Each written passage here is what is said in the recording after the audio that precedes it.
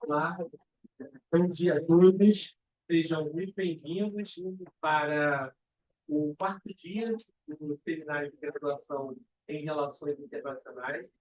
Ou seja, é uma grande alegria receber vocês aqui para estes encontros de altíssimo nível que nós estamos promovendo desde a semana passada. E conforme eu mencionei na abertura do dia 5 de novembro, hoje nós estamos inaugurando uma nova etapa da disciplina de seminário, ao promover um seminário que versa sobre o legado da Segunda Guerra Planetária e que resta dela na atual ordem mundial. E conforme foi anunciado nas nossas redes, como foi dito também aqui na abertura, no dia 5 de novembro, o objetivo deste segundo seminário é refletir sobre as estruturas e mecanismos que foram criados logo depois da Segunda Guerra Mundial e um pouco do estado da arte sobre algumas questões centrais que sustentaram aquela ordem construída em 1945. Sabemos que foi uma ordem abrangente, compreensível, fundada do multilateralismo, que é inclusive ser abordado pela professora Eduarda e também pela professora Andréia. É uma ordem fundamentada pelo respeito aos direitos humanos, tema que será aberto pelo professor Renato Lessa. Então, ao longo desses 2 dias, tanto hoje como amanhã, nós vamos, portanto, refletir sobre o estado da arte dessa ordem, 80 anos depois, sobre os seus principais desafios, sobre algumas das principais questões que permeiam esses eixos estruturantes da ordem criada em 1945. Tivemos um seminário na semana passada, como foi dito aqui também, Shaping Cooperation for World Transition, Global South, Global Governance Transformation. Então, nós refletimos sobre como as discussões estavam respondendo a esses desafios da política internacional ao longo dos últimos anos. E o seminário foi concebido como uma plataforma diálogo inclusivo, que a gente, inclusive, agradece muito a presença e a participação de vocês nos 2 últimos dias do seminário, para justamente pensar nos desafios multilaterais, pensar nas principais questões da política internacional e como, sobretudo, o sul global pode contribuir a responder a essas crises que estão diante não apenas de Estado, mas, sobretudo, da sociedade civil. Bom, então, hoje, como dito, teremos a primeira mesa desse seminário, legado da Segunda Guerra Planetária, o que resta dele na atual ordem mundial. E nós temos aqui a alegria e a honra de receber a professora Eduarda Amon, a professora Andréia Rotas, e também o professor Renato Lessa, que é professor aqui da casa do Departamento de Direito. Então, nós vamos proceder para a seguinte ordem de apresentações. Eu vou passar, então, a palavra imediatamente para a professora Eduarda. Ela vai ter entre 12 e 15 minutos para fazer um pouquinho mais, 20 minutos para fazer a sua apresentação. Logo depois eu passo para a professora Andréia Hoffman. Ela está nos acompanhando de modo remoto, via Zoom. Depois, então, eu passo a palavra para o professor Renato Lessa, que é professor aqui da casa. E, bom, se o professor Márcio Scalesi quiser fazer alguns comentários também sobre o que fique à vontade. Porque a Andréia está no Zoom, eu estava pensando que ela estava invisível. Não, ela está no Zoom, porque o professor Márcio Scalesi, como dito, é também um dos organizadores desse evento, desse seminário. Então, o senhor, obviamente, pode ficar à vontade para tecer comentários, para ter, enfim, a vontade. Exatamente. Só para deixar bastante vontade em relação a isso. Bom, então, passando a palavra para a professora Eduarda, advogada, professora e pesquisadora, com mestrado e doutorado em Relações Internacionais, inclusive a professora Eduarda. Ela foi a professora aqui do Instituto de Relações Internacionais, ela deu aula aqui entre 2004 e 2009. Então, ela, além de ser filha da PUC, formada em Direito, também esteve conosco na condição de professora no Instituto de Relações Internacionais. Ela, talvez, ela... Estou tentando direito. O microfone está que nem um multilateralismo. Bom, então, ela é professora, como eu disse, foi professora aqui da casa entre 2004 e 2009. Atualmente, ela é pós-doutoranda pelo programa de pós-graduação em Ciências Militares do Instituto Beira-Mar, da Escola de Comando do Maior do Exército. Suas áreas de interesse incluem operações de paz, organismos internacionais, política de defesa do sistema brasileira, direito internacional e cooperação civil. Ela também é professora convidada da Fundação Getúlio Vargas e coordenadora de duas redes de ensino e pesquisa no âmbito nacional. A Rede Brasileira sobre Operações de Paz, a Reta Paz, que inclusive vai organizar o seu encontro anual na quarta e na quinta-feira. Né? Alguns dos nossos alunos, inclusive, estarão lá, professor Eduardo, neste evento. E também a Rede Marinha Critério de Segurança e Defesa. Nas últimas 2 décadas, teve envolvido em atividades docentes, em cursos de relações internacionais, não só aqui no Instituto de Relações Internacionais da UFMI, mas também na própria FGV, na Conhecimento, GMR, MESC, no campus. Também ministrou palestras em escolas diplomáticas e militares, como o Instituto Rio Branco, Escola de Comando do Estado-Maior do Exército, Escola de Comando do Estado-Maior da Aeronáutica, Escola de Aperfeiçoamento Sociais, a ESAO, a Academia Militar dos Abutres Negros, Centro de Conjunto de Operações de Paz do Brasil e Centro de Operações de Paz de caráter naval do Corpo Paz Nada. Então, professor Eduardo, mais uma vez, muito obrigado. Seja muito bem-vindo à casa sua. Uma grande alegria, uma grande honra ter você aqui conosco nesse evento. Obrigado, mais uma vez.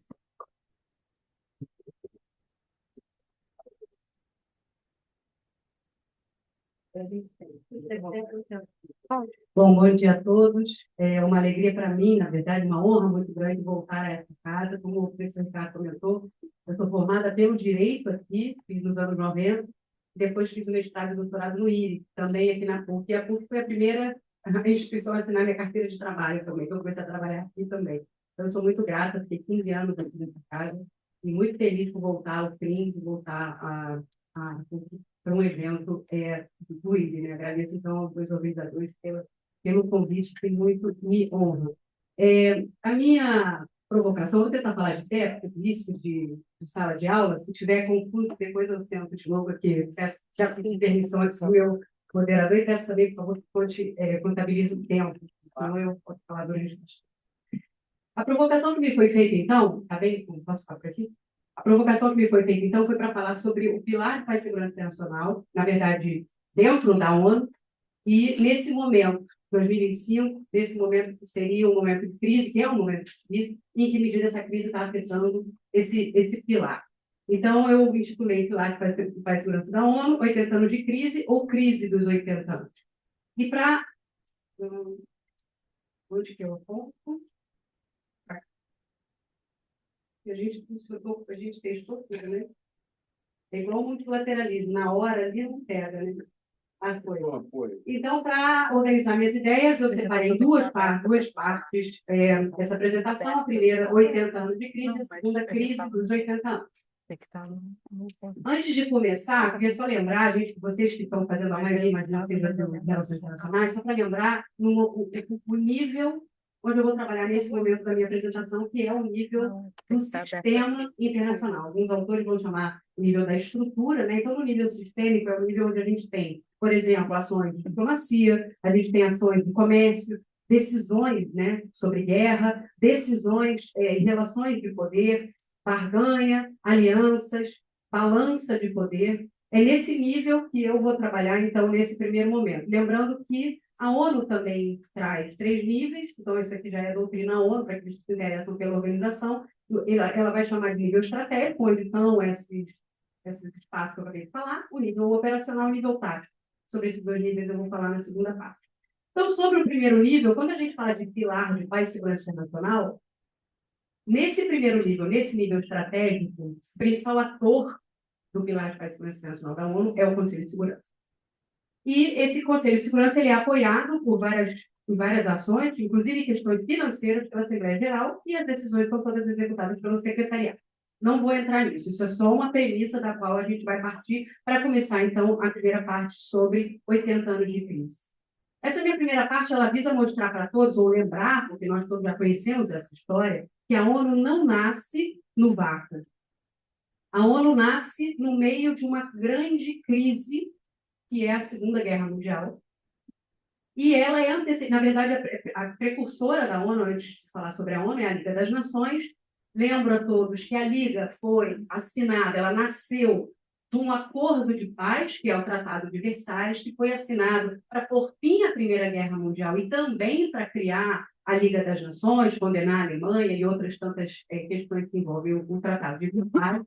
Ela tinha o objetivo, o Tratado de Versalhes e a Liga, propriamente, o objetivo de manter a paz e segurança internacional. 4 grandes órgãos faziam parte da estrutura da Liga das Nações. A gente vai ver que a ONU vai resgatar essa estrutura no momento da sua formação, que são basicamente o Conselho Permanente, uma Assembleia Geral, uma Corte de Justiça, né, uma Corte Permanente de Justiça Nacional, e um secretariado. E ela não consegue, como sabemos, evitar a Segunda Guerra Mundial.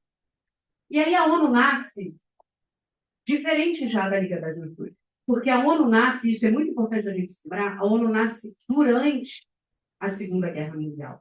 E a ONU ela é pensada nos primeiros momentos, isso é, de novo, muito importante para que todos tenhamos isso em mente, ela é criada pelas grandes potências, que ainda não eram vitoriosas no momento em que elas sentam pela primeira vez num barco, num navio, no meio do Atlântico, para pensar a nova ordem. Então, é muito interessante a Carta do Atlântico, quando ela é assinada, em agosto de 41, quando ela tem o Roosevelt e o Churchill se encontram no meio do Atlântico. Os Estados Unidos nem na guerra estavam ainda, como todos sabemos, só entram em dezembro de 41, para assinar, então, a Carta do Atlântico com o objetivo de dar uma visão para uma nova ordem pós-guerra.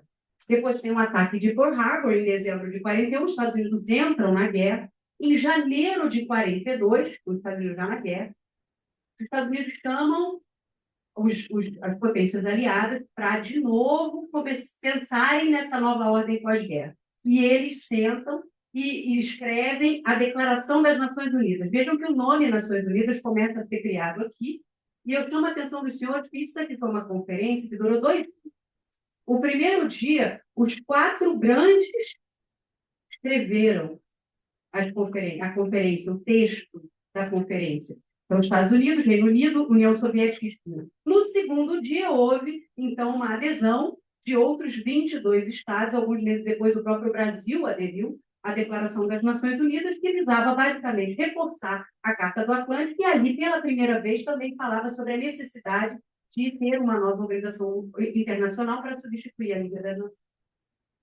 2 anos depois, em 44, já em Bretton Woods, de novo nos Estados Unidos, e com os 4 grandes, de novo, pela primeira vez, além de falar sobre a necessidade de uma organização internacional, pela primeira vez eles começam a pensar qual será o esqueleto daquela nova organização, que acabou virando a Organização das Nações Unidas. E esse esqueleto, nesse momento, Estados Unidos, Reino Unido, União Soviética e China, eles conseguem nessa conferência, desenhar todo o esqueleto, exceto a composição e o sistema de votação do Conselho de Segurança. O que eu estou falando aqui?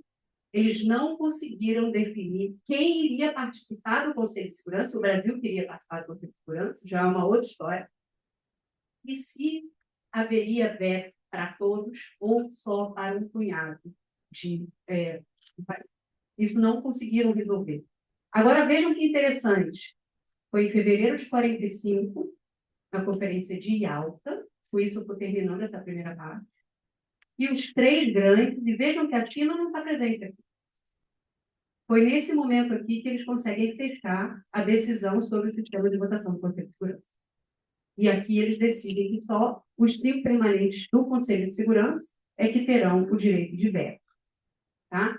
Então, é uma conferência, na verdade, em que eles falam ainda sobre algumas ações durante a guerra, ali no nível tático operacional, mas também é um momento em que eles conseguem fechar essa estrutura da nova organização que vai nascer efetivamente alguns meses depois. A gente está fazendo, né, foi em junho de 45 que a Carta da Organização das Nações Unidas é assinada.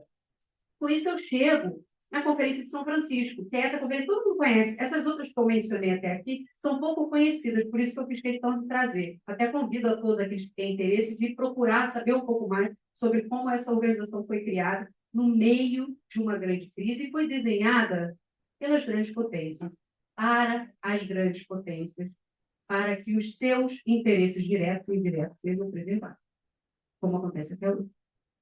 Tá? Então, na Conferência de São Francisco, a gente vê fotos, vocês devem ter visto fotos do plenário, Berta Lutz assinando a Carta da ONU. Isso foi muito bem, foi aquilo mesmo.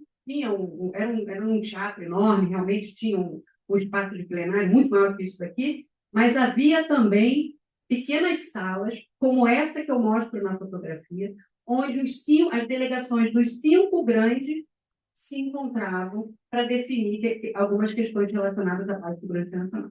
Tá bom?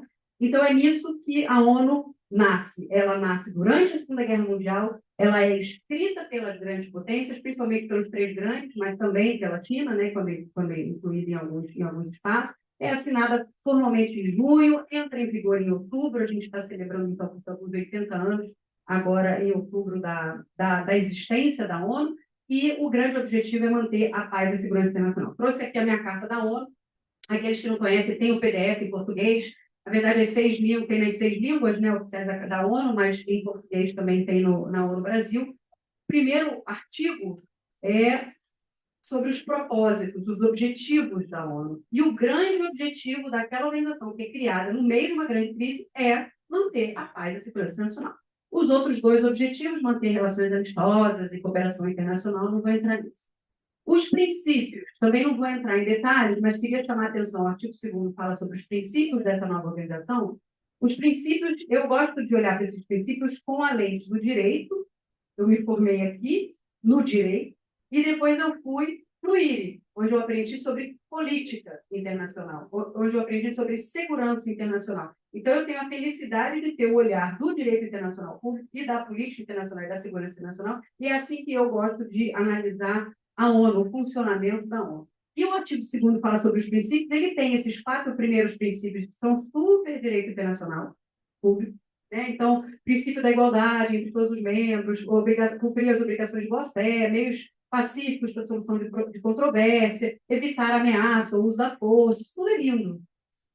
E aí a gente tem esse último inciso, né, a linha 7, o inciso 7, que é muito interessante, convido também a todos darem uma olhada, o artigo 2º, esse item 7, que diz: nada autoriza a ONU a intervir na jurisdição doméstica, nos assuntos domésticos dos seus Estados-membros, até aí tudo bem, princípio da não intervenção, não interferência nos assuntos domésticos dos Estados soberanos, exceto, aí que é interessante, que é livre, exceto as medidas coercitivas do capítulo 7.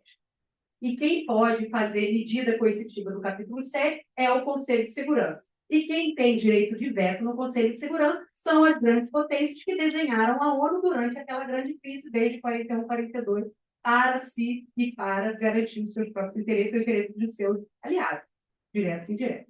Tá? Então, o legislador, foram muitos legisladores, mas é de uma sacada, é de uma inteligência, é um mecanismo que está todo fechado. Tá? Então, continuando. A ONU, o sistema ONU inteiro, ele é sustentado em 3 pilares. Pilar de paz e segurança, pilar de direitos humanos, pilar de desenvolvimento. A nós interessa, nesse momento, pilar de paz e segurança, que eu falei que ia falar mais sobre ele, né? Pilar de paz e segurança, ele atravessa todos os órgãos principais, mas principalmente os 3 primeiros, como eu falei no início da minha apresentação, sobretudo o Conselho de Segurança.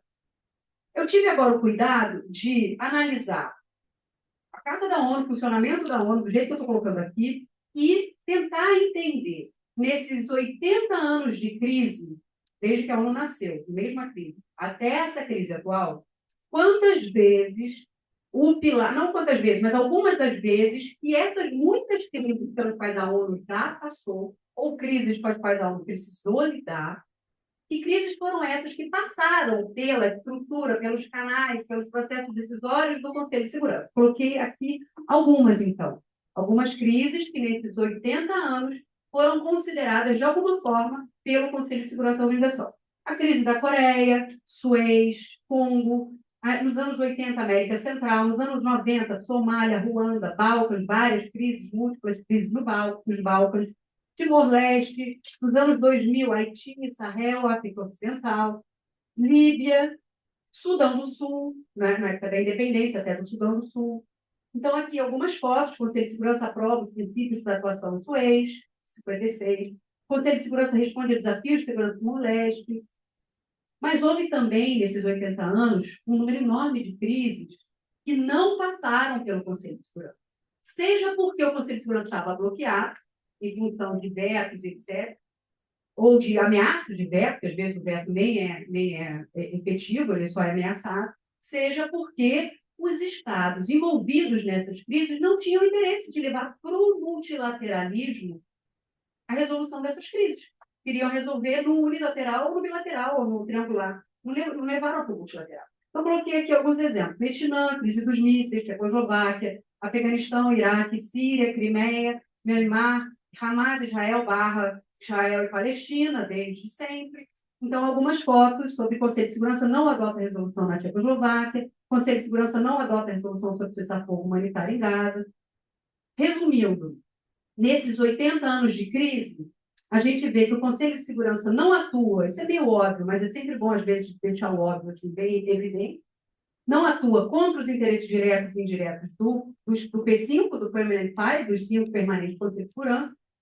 A recorrência de crises é inerente às relações internacionais, da mesma forma que é inerente também à ONU, que é o pilar de paz e segurança da ONU. E, claro, o que é interessante, eu não entrei muito em detalhes, mas convido vocês a procurar saber mais sobre isso, eu vou falar um pouco sobre isso na próxima parte, tenho mais 7 minutos ou 6, talvez, é que, após cada crise, grande ou pequena, a ONU passa por reformas. Inclusive, o pilar de paz e segurança internacional passa por reformas.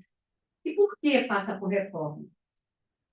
Ou porque precisa se adaptar, e realmente precisa se adaptar para continuar relevante, minimamente, ou porque está diante da possibilidade de uma guerra total, que é um pouco daquilo que a gente fala hoje. Então, é a única organização internacional de alcance global que nós temos hoje, que foi construída hoje na história da humanidade. Então, a gente tem outros espaços multilaterais que trabalham, inclusive, com segurança, mas nenhum deles tem um alcance global, que é a ONU. Então, vamos falar rapidamente sobre as reformas. Então, falei sobre 80 anos de crise, e agora falar dessa crise dos 80 anos, dessa senhora ONU que hoje chega aos 80 anos de idade. Da mesma forma que a ONU não nasce no vácuo, a ONU não evolui no vácuo. E nesses 80 anos, ela passa por uma série de reformas e ela vai se adaptando às circunstâncias, ela vai se moldando aos limites, ao espaço de manobra que ela tem diante de cada crise, grande ou pequena, diante da quantidade de orçamento que ela tem, diante de cada espaço que o secretário-geral dá para ela, maior ou menor, ou que os próprios estados permitem que ela atue, maior ou menor. E aí, eu vou mudar, então, do nível estratégico, a gente sabe que essa crise bloqueia o nível estratégico, mas eu vou falar agora um pouco mais do nível tático operacional. E nessa questão de paz e segurança, as características que são mais alarmantes para a própria ONU se organizar são as características recorrentes dos conflitos contemporâneos, né, os conflitos armados contemporâneos. Então, eu coloquei aqui algumas que a literatura traz e que as evidências trazem também. A imensa maioria são intraestatais, acontecem em áreas densamente povoadas, um grande número de atores, estatais e não estatais, envolvidos nessas atividades, né, nas ações cinéticas, um acesso muito fácil e muito barato a armas e munições. São conflitos de longa duração que acabam envolvendo uma juventude que, por conta da longa duração dos conflitos, muitas vezes é só isso que aquela juventude sabe fazer, uma juventude que fica frustrada, que fica alienada, que não sabe fazer outras coisas, o que acaba atrapalhando a solução, muitas vezes, desses problemas, pelo menos nas raízes ali do conflito, além de questões de terrorismo, de crime organizado, a questão cibernética, a dimensão informacional e, óbvio, nos últimos anos, e sobretudo nas últimas semanas, a questão da ameaça nuclear, que também tem aparecido. A Universidade de Uppsala mostra esse gráfico, não vou entrar em detalhes, mas isso é algo que vocês podem encontrar na internet. A gente vê, todo ano eles atualizam esses números.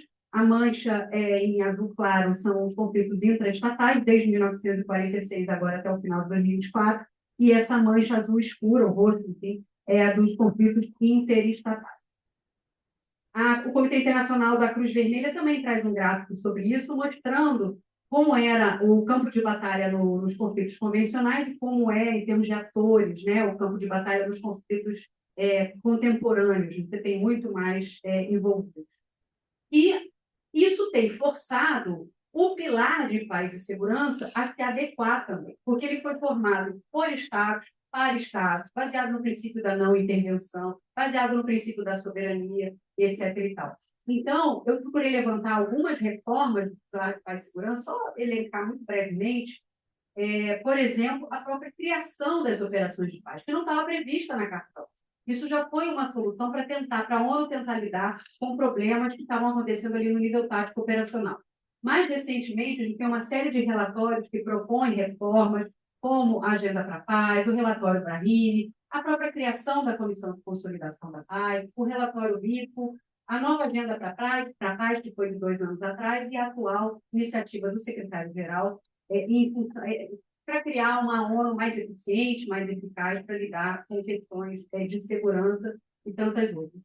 No Conselho de Segurança, da mesma forma, também, de novo, não vou entrar em detalhes, mas o Conselho de Segurança já foi reformado várias vezes desde a sua inauguração. 65 foi uma reforma muito grande, em que havia 6 membros não permanentes, passa a ter 10, e hoje há uma pressão para uma nova reforma dessa parte da membresia, mas houve outras, por exemplo, com relação aos métodos de trabalho do Conselho de Segurança, que foram ficando mais e mais abertos. Então, a gente tem uma série de possibilidades hoje de consultas informais entre membros do Conselho e atores externos, mesmo os atores da sociedade civil. Eu tenho colegas que já fizeram briefing ao Conselho de Segurança, algo que era impensável até 20 anos atrás. Hoje, a gente pode acompanhar pelo YouTube as reuniões do Conselho de Segurança. No YouTube da ONU, claro que se tiver sigilo não pode acompanhar, mas a maioria a gente pode acompanhar. Isso era impensável antes dessas várias reformas pelas quais o Conselho de Segurança começou a passar. Mas, claro, ainda há reformas por representação, então por maior número de membros, e também algumas reformas com relação à ética mesmo, né? Evitar o uso de veto, por exemplo, em casos de genocídio, de crimes contra a humanidade. Então, essas são tentativas, são pressões ainda, que nos levam à pergunta, mas tem espaço para mudança efetiva? E conversando com o professor Scalete no elevador, é um cenário muito pessimista, né, que a gente está vivendo, mas eu procuro tentar olhar o copo bem cheio, porque a gente vai continuar vivendo nesse mundo, né?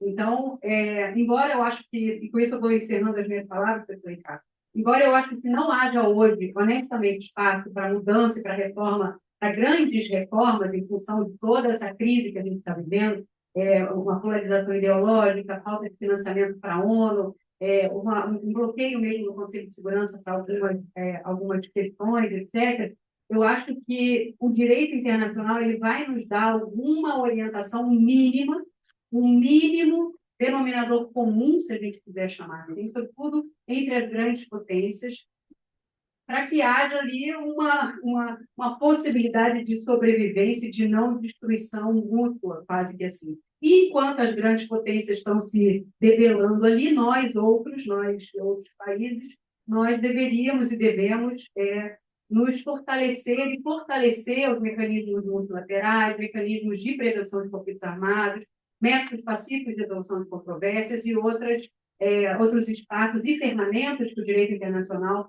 nos entrega, sobretudo direito internacional humanitário. E concluo, então, resumindo, a ONU nasceu de uma crise, evolui moldada por crises, e isso é parte de quem a ONU é. Há um estado de crise permanente, da mesma forma como há muitas reformas desde que a ONU nasceu. Hoje, acho que o mínimo, as regras mínimas de convivência é aquilo que vai manter esse mínimo de humanidade que deve nos restar para depois de amanhã, e evitando uma guerra total, porque a guerra total destruirá a todos.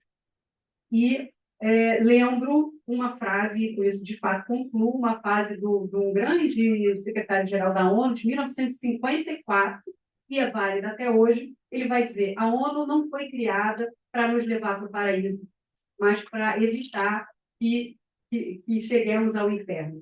Então, é isso. Acho que a gente precisa gerenciar as nossas expectativas sobre o que a ONU é capaz de fazer, até onde ela pode ir. Lembrar das origens da ONU, ela foi criada pelas potências, ela não vai trabalhar contra as potências. E, com isso, agradeço, então, a atenção. Deixo o meu e-mail, a gente fica em contato. Obrigada mais uma vez pelo convite. Obrigada.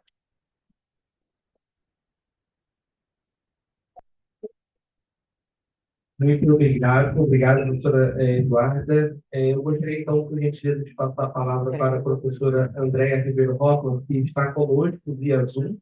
Ela é professora da casa, alguns, inclusive, já tiveram aula com ela na disciplina de organizações internacionais. Ela também tem a oportunidade de lecionar outros cursos na graduação. A professora Andréa é professora associada no Instituto de Relações Internacionais da PUC-Rio. Ela também é professora colaboradora na UNILA, é bolsista Produtividade CNPq, PQ2 e cientista do nosso estado com a PERJ. Possui graduação em Ciências Econômicas pela PUC-Rio, especialização em Relações Internacionais pela London School of Economics, mestrado em Relações Internacionais também pela PUC e doutorado em Ciência Política e Relações Internacionais pela Universidade Tübingen, na Alemanha. Não sei se eu pronunciei corretamente. Ela lecionou na London School of Economics entre 2008 e 2010, também na Universidade Erfurt, na Alemanha, entre 2010 e 2012, e na Freie Universidade Berlim, entre 2012 e 2015. Ela foi pesquisadora visitante no Instituto Universitário Europeu em Florença, em 2002, do Peace Research Institute Frankfurt, em 2017, e também do European Parliament Research Service, e atualmente no Instituto of Comparative Regional Integration Studies. Em suas atividades de ensino e pesquisa, a professora Andréa atua principalmente nos temas ligados à legitimidade, democracia na política internacional, governança global, organizações internacionais e multilateralismo, regionalismo comparado com foco na América Latina e na Europa, e relações interregionais com foco na América Latina e Europa. Ela é membro das redes de pesquisa internacionais, GRIDARE, sobre integração e desenvolvimento na América Latina e Europa, e Jean Monnet Network Crisis, Equity Democracy for Europe and Latin America. Ela também é Senior Fellow do Centro Brasileiro de Relações Internacionais. Então, doutora Andréa, muito obrigado pela sua gentil disponibilidade. É sempre uma alegria para nós, uma grande honra. Você que é sempre tão atenciosa e carinhosa com a nossa graduação. Como eu sempre falo, a professora Andréa já foi, inclusive, coordenadora de graduação, uma das primeiras coordenadoras de graduação do curso. Então, mais uma vez, muito obrigado, professora Andréa, pela sua presença e participação aqui conosco. Imagina, eu que agradeço e já começo me desculpando de não estar aí logo hoje, mas enfim, estou participando de uma conferência também sobre multilateralismo. A gente está tendo agora uma conferência de chefes de Estado, né, a quarta cúpula entre União Europeia e CELAC, e estou justamente num evento relacionado a isso, mas enfim, com grande prazer que eu posso conseguir entrar no Zoom, não é uma pena não poder compartilhar a mesa aí pessoalmente com a Eduarda, né, que já não vejo um tempão, mas de fato é um prazer vê-la, e o professor Renato Lessa, aqui, tenho a certeza que a gente pode se encontrar em breve aí na própria PUC.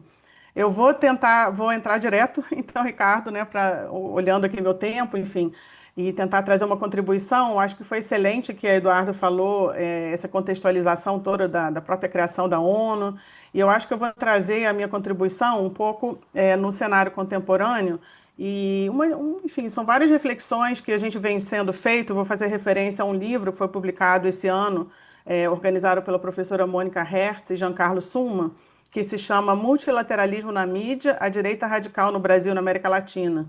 E ao redor desse livro fizemos várias discussões sobre a crise do multilateralismo, e talvez dos argumentos principais, que vários capítulos, são capítulos que têm inclusive tanto acadêmicos como pessoas como Paulo Abraão, enfim, que trabalhou muito com direitos humanos no Brasil, no sistema interamericano, Jamil Chad, que é alguém que observa, né, a gente sempre fala os bastidores da ONU, né, um jornalista brasileiro que acompanha de perto todas essas questões, enfim, e nesse livro temos várias discussões, né, mas eu queria trazer dois pontos aqui principais.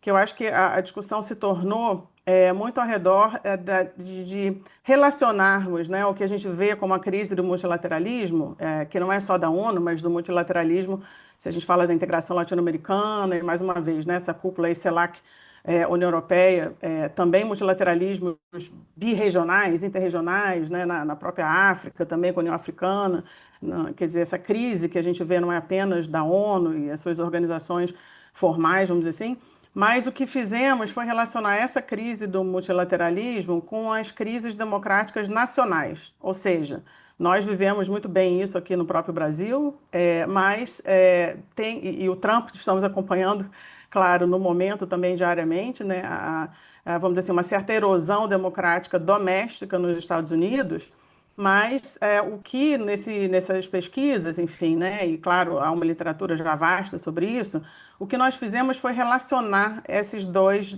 dimensões, esses dois níveis de crise. E buscamos compreender, quer dizer, né, partimos desse ponto de vista de que há uma relação, né, entre esses dois níveis, e se a gente retoma alguns textos clássicos, John Ruggie, por exemplo, né, falando sobre a construção dessa ordem no pós-Segunda Guerra, é muito claro ali também essa discussão de como, né, da tentativa de projetar, né, o sistema doméstico norte-americano, na época, claro, visto como, né, um modelo democrático, visto como caminho a seguir, né, no tudo que Eduardo falou, nos próprios tratados que foram firmados, um certo espelho, né, do que seria um modelo de democracia liberal, a existência da Assembleia Geral da ONU, ela é uma coisa impressionante, né, porque vários outros formatos internacionais de gerir as grandes potências, não existia essa noção de uma Assembleia Geral, enfim. Então, claro, com todas as limitações, sobretudo se, né, vemos a evolução disso tudo, o sistema ONU procurou refletir essa ideia, né, de um certo modelo democrático, que também era a ideia doméstica dos Estados Unidos como potência hegemônica que, né, que vamos dizer assim, construiu de certa forma, gerenciou e também financiou, né, a gente tem que dizer isso, esse sistema. E então, essa erosão que vemos, né, no sistema doméstico de tantos países, incluindo justamente os próprios Estados Unidos, começamos a relacionar esses dois. E então, por um lado, sobretudo a partir do Brasil, né, da América Latina, do Sul Global, enfim, talvez isso tenha sido um pouco mais contraintuitivo. Por quê? Porque eu acho que a crise do multilateralismo, pelo menos para alguém que tem dado aula disso há tantos anos agora, né, enfim, eu acho que no caso, sobretudo, de Brasil e América Latina, a gente vê que existe uma crise a essa ordem internacional, claro, justamente pela hegemonia norte-americana, ou seja, há uma certa tendência nos países do sul global, enfim, de contestar essa hegemonia, e claro, com justa causa, vamos dizer, né? Os Estados Unidos, certamente, ou qualquer potência hegemônica que geriu o sistema anteriormente, também faz isso por seus próprios interesses, né? A discussão é sempre o quão benigno esse hegemon se torna ou é capaz, né, por várias razões também, a sua de segurança, mas o ponto é que eu acho que éramos acostumados vamos dizer assim, a uma posição crítica, né, ter uma posição crítica a esse sistema multilateral, não apenas pelo que, como o Eduardo falou, né, pela incapacidade ou afinal de contas, né, a não incorporação do Brasil em várias instâncias, né, como a sua diplomacia tentou, mas também porque justamente sofreu, né, intervenções, enfim, e toda a discussão que acho que talvez não precisa repetir aqui, vocês têm muitas aulas desses assuntos. Então, quer dizer, é uma crítica pertinente que o Sul Global tem com o próprio sistema multilateral, e eu acho que a própria globalização, né, o consenso de Washington, enfim. Então, acho que temos ouvido críticas ao sistema multilateral há muitos anos, certamente, pelo menos a partir dos anos 90, de uma forma bastante radical, tanto da sociedade civil, como também países, e aí nesse contexto, né, quando é criado o BRICS, né, tem essa voz, né, vamos dizer assim, da pretensa sul global, que a gente tem que questionar se é sul global, se a China é sul global, se a Rússia é sul global, mas enfim, o Brasil certamente, dependendo de como definimos isso, eu acho que mas essa crítica, ela vinha muito mais, vamos dizer assim, dos setores progressistas, ou pelo menos dos setores que se diziam progressistas, né, talvez possa se falar dessa forma.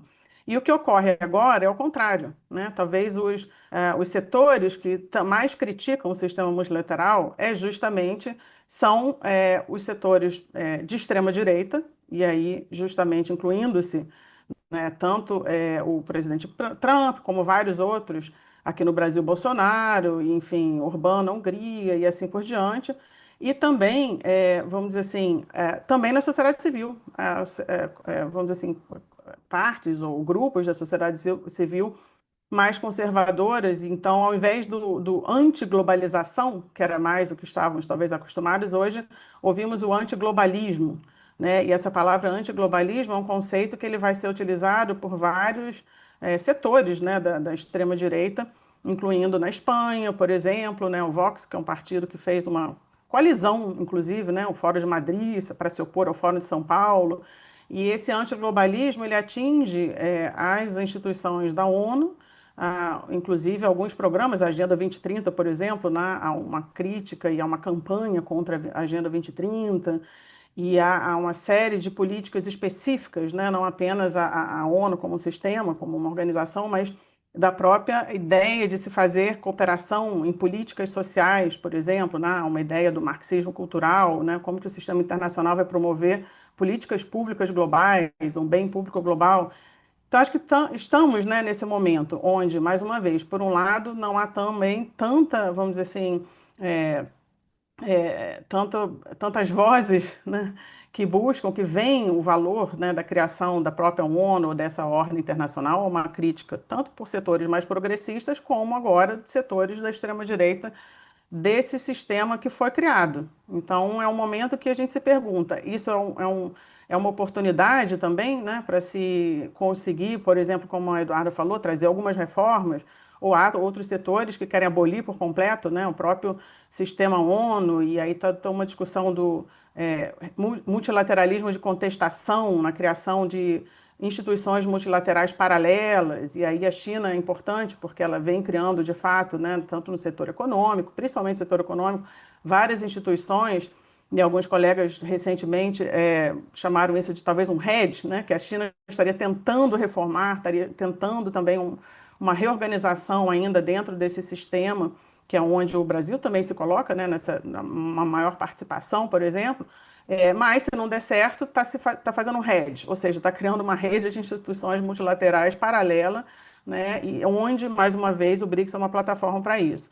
Então, acho que para o Brasil é muito claro, né, que a gente fica numa situação, a própria política externa, mas os atores econômicos, sociais, né, de tentar entender, né, que contexto é esse.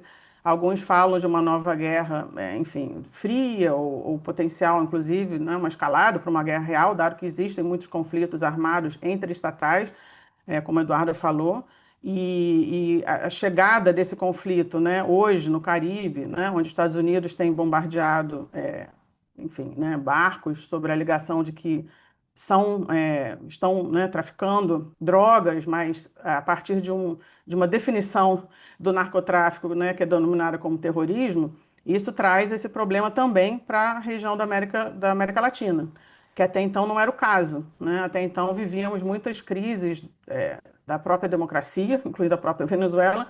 No entanto, não havia essa escalada ainda, né, para um conflito potencial, um potencial conflito militar armado e, sobretudo, com a presença, né, e liderada pelos Estados Unidos. Até então, vínhamos acompanhando, eu digo assim, entre aspas, né, com certo conforto, né, a escalada desses conflitos, seja em Gaza, seja na Ucrânia, uma possibilidade de, vamos dizer assim, de se posicionar nesses conflitos com uma certa distância física, né, o que para esse tipo de escalada militar é uma questão diferenciada. Então, acho que agora mudou esse cenário, né, com essa presença aqui também no Caribe. Eu acho que é um momento extremamente, né, complexo, né, dada a pluralidade de atores, mas também para a própria diplomacia brasileira, né, que busca ter essa visão global, né, de dialogar com todos, e que, claro, né, é uma tradição também muito forte, importante, mas justamente de viés multilateral. Então, acho que o que fazer com esse sistema multilateral, como se colocar em termos dessa possibilidade de reformas ou possibilidade de construir, né, ordens ou sistemas paralelos, eu acho que é exatamente onde estamos, né? Então, acho que para vocês, alunos, né, da graduação, por um lado, eu vejo, né, uma certa tensão, é um momento, sim, tenso. Por outro lado, acho que vocês têm que pensar, são uma geração que tem que também escolher o que querem, né? Porque, vamos dizer assim, os 80 anos da ONU significa também que a geração que construiu a ONU, no sentido da participação direta, das suas percepções e visões de vida e experiências pessoais, também está chegando não só aos 80, mas certamente até mais, né? Então, é um momento que a geração de vocês, eu acho que é importante nós, como pesquisadores, né, professores, compartilharmos, né, nossas reflexões e conhecimento, e tem milhares de livros de literatura, mas eu acho que vocês têm uma responsabilidade de pensar o que querem com isso, né, porque é algo que tem se colocado de uma forma frontal, mais uma vez, não só na ONU, né, no sistema multilateral global, mas também talvez o sistema, inclusive, regional, onde fazemos parte, né? Eu trabalho com integração regional há muitos anos e a situação é ainda muito pior que a ONU, né? Nós, basicamente, existe ainda o Mercosul, né, que inclusive está em processo de negociação de um acordo comercial com a União Europeia, né? Ou seja, existe uma agenda, uma atividade, mas internamente, no que se refere realmente à integração, ela está mais paralisada do que a ONU, né? Pode-se dizer. E outras iniciativas, como foi a Unasul, né? Que não existem mais, enfim. Então, a gente tem um momento de também fragmentação. E aí eu queria trazer realmente dois elementos, porque acho que, Ricardo, a gente pode deixar também para as perguntas depois, mas que desse ponto de encontro, né, entre essas crises domésticas, né, democráticas e a crise do sistema multilateral. Que, por um lado, temos uma discussão sobre, vamos dizer assim, a ascensão, né, dessas potências emergentes, independente ou não do BRICS, né, porque existem outros na África, na Ásia, enfim, que não fazem parte, né, a ascensão realmente de que podemos ler até como uma leitura de que como um sucesso, né, dessa ordem anterior, ou seja, foi uma ordem que deu um espaço, bem ou mal, né, para a ascensão de outros estados, países, regiões, enfim. Por outro lado, vemos também que há cada vez mais, não apenas pela globalização, mas há também uma certa concentração e polarização, né, de desigualdades, tanto domesticamente entre os países, mas também, apesar dessa ascensão, né, que alguns países ficaram bastante para trás, ou seja, existe uma certa classe média, eu gosto de falar, né, o BRICS, mas o BRICS não representa também isso global como um todo, e tampouco, né, o Brasil. Eu sempre trago também essa crítica, né, nós gostamos com o Brasil de, né, achar que é um representante, etc., mas qualquer um que estuda a América Latina sabe que não é bem assim. Você perguntar para um paraguaio, peruano hoje, o que acham também, né, se eles se sentem representados pelo Brasil, certamente não. Né? Eles nos veem também como uma potência hegemônica na região, sub-hegemônica. Então, para terminar, eu queria, né, trazer esse elemento, né, mais uma vez. Por um lado, tem sim uma mobilidade, houve uma mobilidade de países nessa distribuição aí de poder global. Por outro lado, temos essa polarização, né, ideológica, ou seja, ela é muito clara na política doméstica, né, ela tem causado uma rupturas democráticas em vários países, incluindo o nosso. E, por outro lado, ela acaba causando também paralisias, né? Porque o sistema multilateral ela é muito baseado em consenso, né? Raramente você vai ter processos decisórios, né? Às vezes há formalmente, mas informalmente não há. Né? É baseado em consenso. E com essa polarização política, o que vemos é que ela também chega no sistema global. Então, nesse livro, né, que eu falei, editado pela Mônica Hertz e o Giancarlo Summa, Multilateralismo na Mira, a direita radical no Brasil e na América Latina, nós trazemos vários exemplos disso. Há hoje, né, propostas radicais de direita no sistema multilateral. Um exemplo disso que foi muito claro, o Consenso de Genebra, onde na época, né, foi uma iniciativa na época do governo Trump, do governo brasileiro sob Bolsonaro, com uma agenda retrógrada de gênero no próprio Conselho de Direitos Humanos da ONU. E aí tem vários outros exemplos, enfim, hoje em dia uma desconstrução das políticas de justiça transicional em países como na Argentina, no Chile provavelmente, né, o Kaiser ou o Cast sendo o próximo eleito. Então temos uma desconstrução, por um lado, né, de várias, inclusive normas, direito internacional, como falava também Eduardo, por outro lado, uma reconstrução, às vezes, retrógrada. E aí, para finalizar, eu digo para essa geração, vocês, né, alunos que estão assistindo, apenas assistir isso, né, não move o sistema, não é que o sistema se paralisa apenas, ele é ocupado também, né? Ele é ocupado, se cria um vácuo também institucional nesses espaços. Então a questão é associar a crise democrática com a crise do multilateralismo, por um lado, a gente viveu até agora uma certa crítica e paralisação do sistema, por outro lado, existem várias áreas, né, uma ocupação desse espaço por forças, que eu diria, retrógradas. Então, é o momento de pensar isso, né? Como reocupar o espaço multilateral, mesmo numa tradição que a gente tem, de certa forma, de global, de criticar esse espaço, por ter sido esse espaço hegemônico, como ocupá-lo mesmo, né? Que não seja, e aí sim, como eu gostei muito, Duda, dessa última frase, né? Mesmo que não seja um sistema que vai nos levar ao céu, né? Mas que pode nos poupar, talvez, realmente achei bastante cabente essa colocação, mas não ocupar nenhum espaço, não sei se é o caso no momento. Enfim, então eu vou parar por aqui também para ouvir, né, as colocações do professor Renato Lessa e talvez aí abrir, estar presente ainda para as perguntas e respostas. Obrigado, Ricardo, Márcio, né, colegas aí pela oportunidade.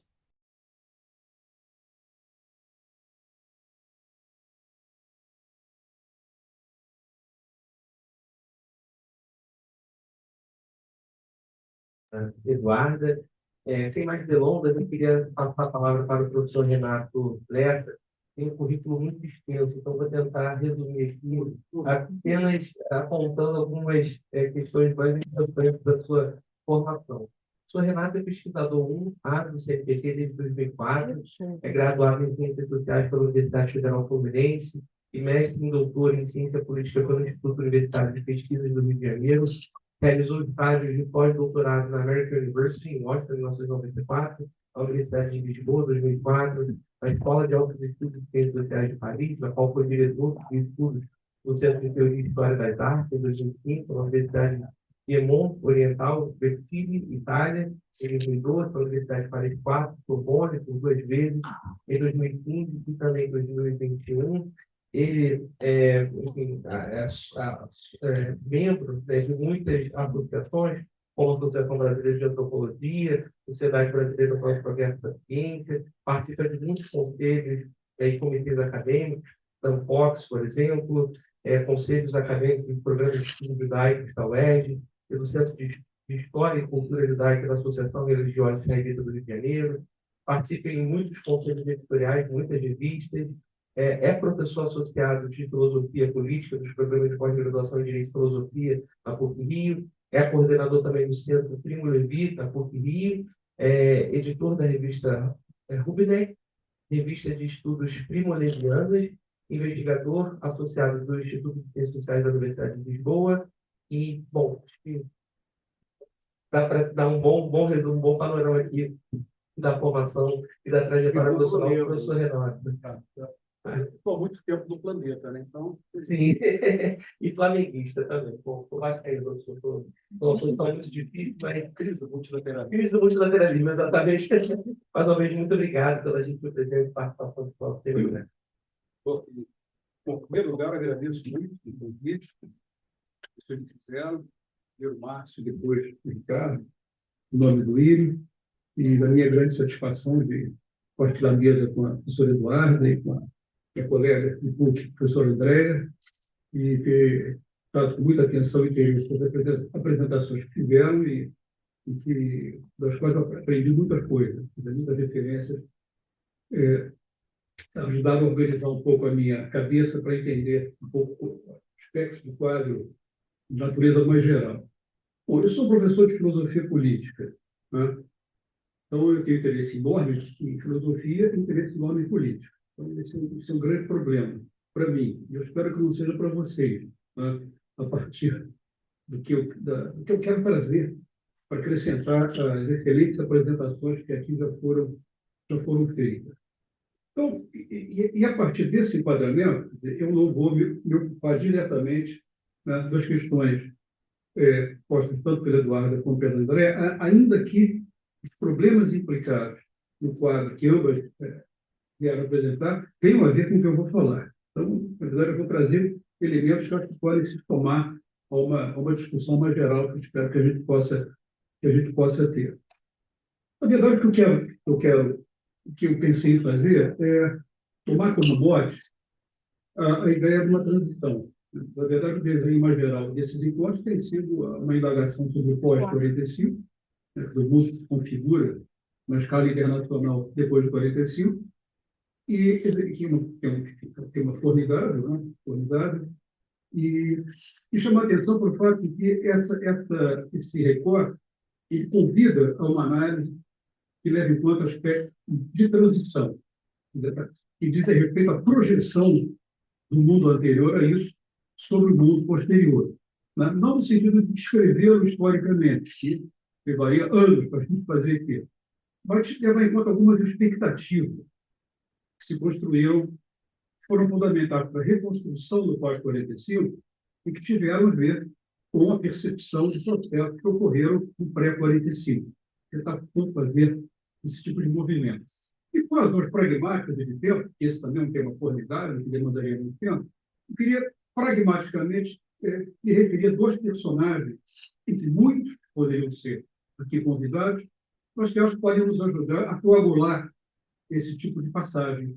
Na verdade, é uma passagem que se dá no plano mais imaginário, uma ordem que nós queremos, ou de desordens ou ordens que não queríamos mais.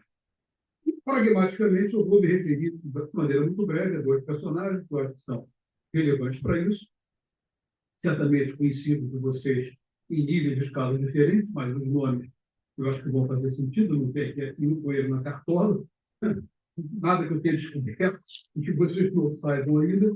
Um deles é Rafael Lemkin, tá?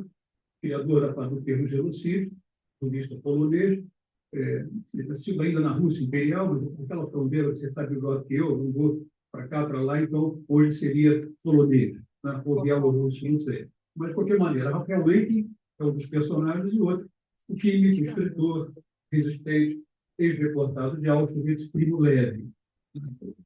Eu quero tomar esses dois personagens como ponto de partida para as breves considerações que eu vou fazer aqui, mais a título de sugestão para vocês pensarem. Mas, antes de introduzi-lo, queria chamar a atenção para o seguinte. Esse tipo de indagação sobre que ordem se construiu a partir de um dado momento e de qual configuração queremos nos afastar, ela também se pôs no mundo pós-1918, tá? A década imediatamente depois do final da Grande Guerra, né? Depois da Primeira Guerra Mundial, mas então, Grande Guerra. E o clima geral dessa transição do pré-Grande Guerra para o pós-Grande Guerra foi marcado, se a gente tomar por referência dois grandes pensadores da época, Stefan Zweig e Sigmund Freud, foram tomados por um enorme lamento a respeito do mundo que havíamos perdido. Recomendo, nesse sentido, a extraordinária autobiografia do Stefan Zweig, que é exatamente isso. Quer dizer, é uma descrição do mundo europeu, que é o mundo europeu, basicamente, né, com todas as restrições, limites perceptuais que se pode trazer, mas ainda assim um livro excelente, fundamental. A ideia de um mundo que acabou. Aquele mundo acabou. Ele descreve nostalgicamente esse mundo como uma perda pessoal, inclusive trouxe ao Brasil, onde aqui acreditou ter encontrado uma matriz civilizatória muito mais promissora do que a Europa, que já não existia mais. Então, é uma dimensão de lamento, de perda. Portanto, enfrentamos o pós-19, pós-18, com a sensação de que algo se perdeu. Sigmund Freud, antes do Stefan Zweig, em 1915, escreveu um texto curto, absolutamente genial, que a gente deve ler toda semana, terça de manhã, por exemplo, uma boa ocasião, né? Chamado Considerações Atuais sobre a Guerra e a Morte. Tá? Sobre a Grande Guerra, o seu primeiro ano. Tá?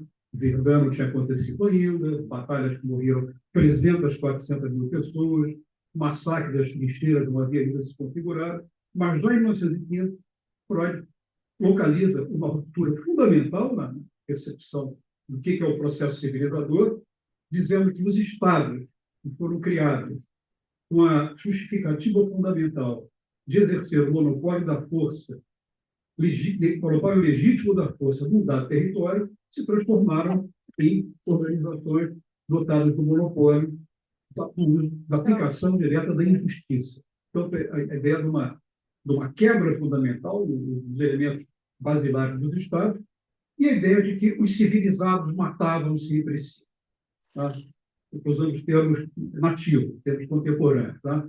Civilizados que criaram uma ideia de um mundo na qual a letalidade, a possibilidade do dano interpessoal violento, cujo tinha terminado, mas reduzido e, evidentemente, enviado para a periferia do mundo, mas esse não é o tema. De qualquer maneira, no cenário central, o mundo, ok, o mundo, pessoas educadas, polidas, distintas e tal, esse mundo desaba.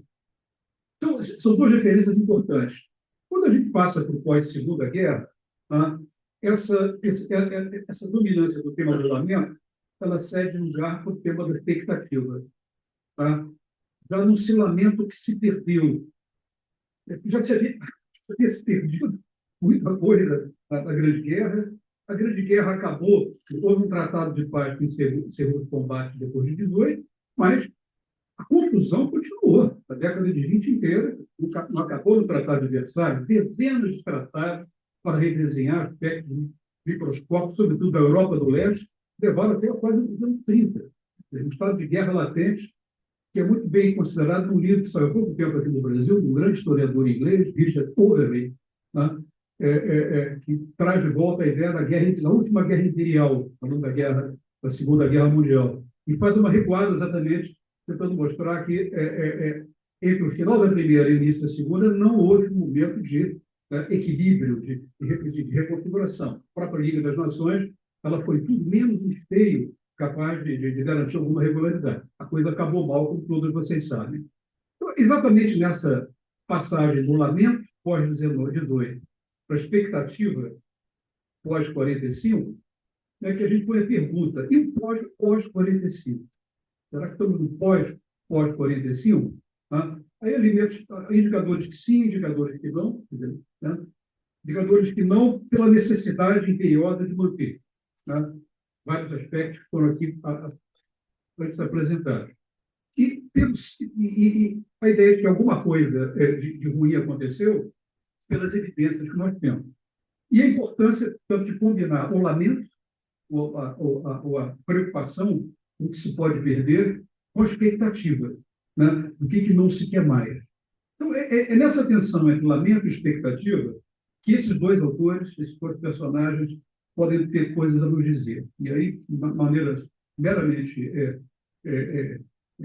quase que um Twitter, né? Não existe mais Twitter, né? Enfim, mas quase que um breve telegrama, para ser mais arcaico ainda, né? Sobre esses dois personagens e por que eles se encaixam nessa tensão que nos atravessa, né? Quer dizer, lamentar a perda do mundo, o risco de perda do mundo, mas, ao mesmo tempo, não ficarmos no lamento que nos condena a uma posição estática e nostálgica. E, ao mesmo tempo, não perder de vista também o conteúdo crítico que o lamento traz. Isso é fundamental, o princípio de realismo. E a projeção do que queremos. Tá? Sendo que esse o que queremos, mais do que soltar a imaginação utópica para desenhar formas de mundo que não existem, que é sempre muito salutar, mas deve levar em conta o seguinte, deve levar em conta a importância fundamental da questão de o que não queremos. O que não queremos. A importância de uma filosofia política negativa. Né? Não só uma filosofia política que vem aqui vender para vocês cenário do mundo maravilhoso, eu conheço 4 ou 5, eu poderia fazer isso, mas, de uma maneira talvez mais responsável, o que não pode mais acontecer. Que não temos que varrer, pelo menos mitigar a experiência ordinária da vida, um desejo de mundo minimamente razoável. Bom, o que o Lenkin traz para essa discussão? Bom, todo mundo conhece a história do Lenkin. O Lenkin foi o inventor do termo genocídio. Tá? Esse termo foi cunhado através do longo processo, cujo ponto de partida se deu no primeiro genocídio do século XX, não tinha esse nome ainda, praticado pelo Império Otomano contra os armênios, os cristãos armênios que viviam no território do Império Otomano. Tá? Deve-se a percepção de que ali alguma coisa estranha estava acontecendo. O então embaixador norte-americano da Turquia, Hans Borgenthal, que era um tipo interessantíssimo, escrevia cartas e relatos com o Woodrow Wilson, dizendo: olha, há alguma coisa estranha ali. Há uma coisa estranha. Não apenas está morrendo muita gente. Não é um massacre, não é uma... Os termos da época eram massacre, barbaridade. Né? Os termos eram esses, não havia um nome, né? Não é um massacre, não é uma barbaridade, não é um crimes coletivos, são as mesmas pessoas, a mesma religião, mesmas características étnicas, não estão ameaçando, não são beligerantes. Então, a percepção de que tinha qualquer coisa que fugia da letalidade, inclusive da macroletalidade, a qual a espécie está acostumada desde a partir do 4º dia do livro do Gênesis. Né? Todos habituados com isso. Mas havia alguma coisa estranha. O próprio Churchill, na época, dizia que aconteciam coisas ali que precisavam de um nome. Mas, para não estender demais a coisa, o que acaba acontecendo é que Lenkin, movido interessado em primeiro lugar pela história que aconteceu com os armênios, enfrenta, ele mesmo judeu, perdeu 70% da família com a Shoah, com o Holocausto, né? Interessa-se também pelo que estava acontecendo durante a ocupação nazista no espaço europeu. E um homem que vem do direito público. E a primeira coisa que ele faz é levantar toda a legislação nazista aplicada aos territórios ocupados, referentes à movimentação de populações. Um trabalho extraordinário. acaba por inventar a categoria de genocídio, que associa o termo grego demos, que se refere a uma coletividade dotada de características minimamente comuns, e o sídio, né, do latim, que designa o assassinato. Inventa essa categoria, não existia essa palavra, e nós achamos, portanto, que essa é a grande inovação que o Lenin nos trouxe. Certamente foi, mas essa inovação foi proporcionada por uma dimensão invisível, né, que aparece, inclusive, na justificativa, mas que nós não levamos em conta, tanto quanto o impacto da palavra genocídio, né, daí nosso impulso em aplicá-la a todo momento diante de várias coisas que acontecem. Tá? Quero chamar a atenção para a seguinte dimensão. Uma das justificativas para que exista uma criminalidade dessa natureza, tá, é associar essa criminalidade ao quadro geral da humanidade. Cada minoria eliminada é um pedaço da humanidade que se destaca. Né? A gente fala mais do professor de filosofia política, né? O que significa isso no quadro da filosofia política mais ampla? Isso é uma proposta que deriva da fundamentação da metafísica dos costumes de Immanuel Kant, no final do século XVIII, através de um imperativo categórico, que é de considerar em cada caso específico a humanidade inteira. Considerar nas nossas interações individuais a humanidade inteira. Tá? E colocar como hipótese negativa, como hipótese, né, se nós somos capazes de generalizar os atos que cometemos por a humanidade inteira, nos transformando, inclusive, em vítimas potenciais desses mesmos atos, o que acaba criando uma ética de contenção e de empatia generalizada muito forte, segundo a perspectiva do Kant.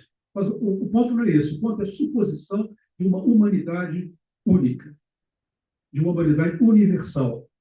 E uma palavra fora de moda que eu quero trazer, o comum, o horizonte comum para toda a humanidade. Tá? Então, essa é a força fundamental do argumento do Lenin.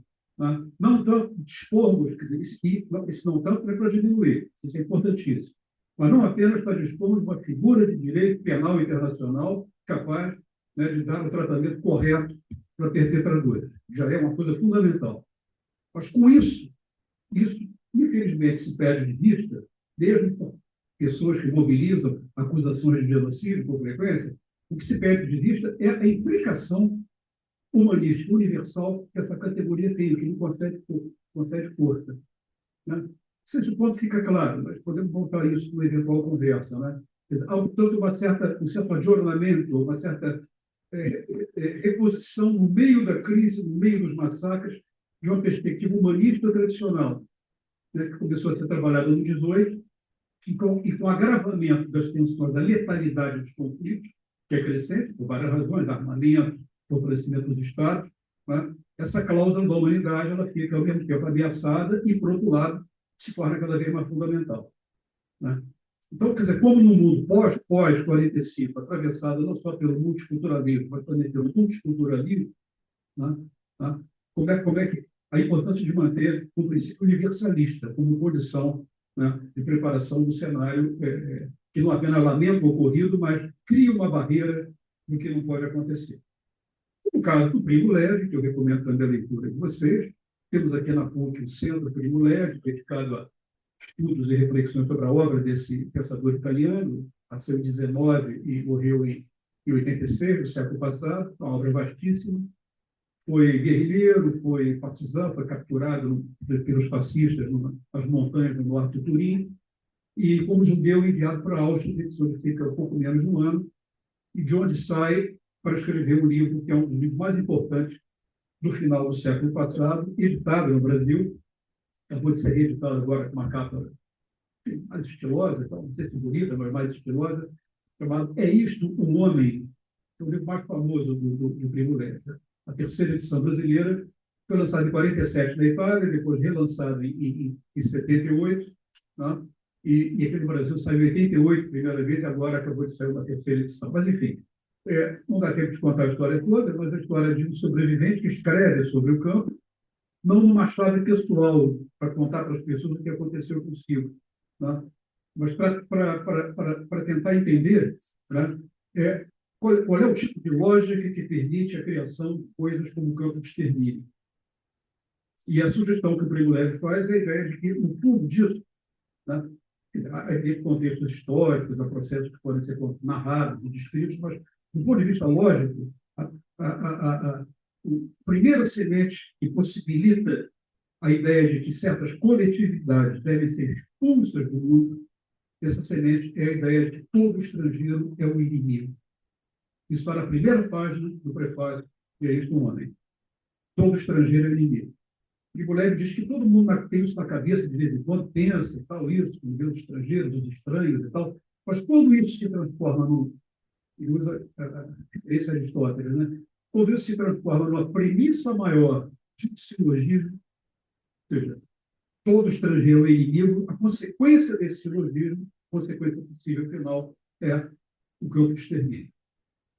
Então, isso é um aviso interessante, para dizer o mínimo, né? Quer dizer, em que medida o horizonte da expulsão do mundo de determinadas coletividades a partir de características intrínsecas, e não porque são beligerantes concretamente, tá? Está fixada nessa possibilidade de, ao mesmo tempo, lamentar, né?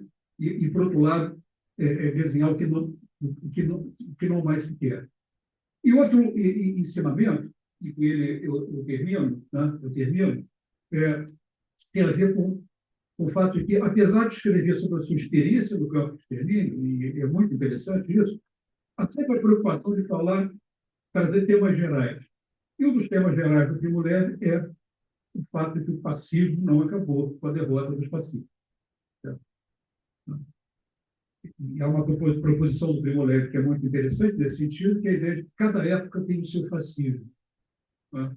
O que nos obriga a entender, se por um lado é importante entender o que foi o fascismo histórico, por outro lado, produz essa provocação. Como assim toda época tem o seu fascismo? Como é que isso faz? Como é que se repõe? Como é que essa coisa se manifesta? E aí o importante não é só a manutenção da palavra. A palavra podemos até dispensá-la, mas é uma mutação que vai ocorrer, proveniente de círculos digamos assim, cuja arqueologia tem a ver com o movimento de extrema-direita fascista, que é a passagem de uma ideia de fascismo como controle absoluto da sociedade, que é o que era vigente, por exemplo, no quadro de Mussolini, né? O quadro mussoliniano. Né? Não sei se vocês viram o grande filme do Ettore Scola, né? Um dia especial. Né? Deve ter, passou muito tempo, vocês não estavam no planeta ainda, mas recomendo que vejam. É o dia que Hitler visita Mussolini, né? E todo mundo vai ver, todo mundo vai para a Praça Pública para ouvir Hitler e Mussolini falarem. É um grande conjunto habitacional que se esvazia. Tá? E ficam duas pessoas. Uma mulher, que era a Sofia Loren, tá? Mãe de 15 filhos, que a ideia era fazer filhos do fascismo. Ela era uma depositária de crianças, produtora de crianças por regime, fica em casa, e um dissidente homossexual, que era Marcello Mastroianni. Então, essa dupla já vale assistir o filme. Tá? Isso é fascismo, a sociedade inteira capturada por uma mônada. Tá? Enquanto que as formas que se põem, e eu acho que tem a ver com o desfazimento do mundo, que foi referido de maneiras distintas nas falas anteriores, tem a ver com uma ideia, podemos até manter o nome fascismo, mas talvez não seja tão importante, a ideia de um desarranjo completo. Não mais a ideia de sistemas de totalização, mas de sistemas de destruição. E, nesse sentido, quando que o senhor André fez, o doméstico e o internacional como que se espelham. Né? Como que se espelham. Né? Na verdade, é a destruição do que viemos acumulando com as nossas expectativas produzidas no pós-45. Né? Na verdade, é um ajuste de contas com o pós-45, que parece se desenhar como um horizonte distópico. Tá? O jogo não está jogado, o jogo nunca está jogado, né? Nunca está jogado. É sempre jogo para frente. Mas é importante associar esses termos, né? Quer dizer, como é que essa premonição do Primo Levi, que não se trata apenas de manter o nome fascismo, isso para mim não é importante, mas é manter a sensibilidade para certas formas que destroem as melhores expectativas que nós criamos depois de 45, que não resolvem todos os nossos problemas, né, mas que, se falharem, vão aumentar muito os nossos problemas. Democracia política, Estado de Direito liberal, Estado de bem-estar social. Por isso é que nós estamos aqui. Né? Nós somos filhos desse amálgama civilizador, né? Que foi ameaçado pelo primeiro fascismo, mas que reemergiu de maneira, pelo menos, imaginária, doutrinária, de uma maneira muito mais forte, né? No pós-45. Então, todos os problemas que teve, todas as limitações, faltou muita coisa, né? Mas, sem isso, talvez não tivéssemos aqui. Né? Tudo isso, de trazer um pouco essa reflexão, citando esses dois personagens, que eu recomendo muito que vocês tiverem tempo, corram atrás, né? Porque dão elementos para a gente associar tanto a sensibilidade para o que perdemos e da importância de reter, de evitar que essa perda se radicalize, com alguma imaginação, né? Né? Para transformar essa retaguarda num legado capaz de poder, enfim, suplementar a nossa experiência pelos tempos afora. É isso. Obrigado.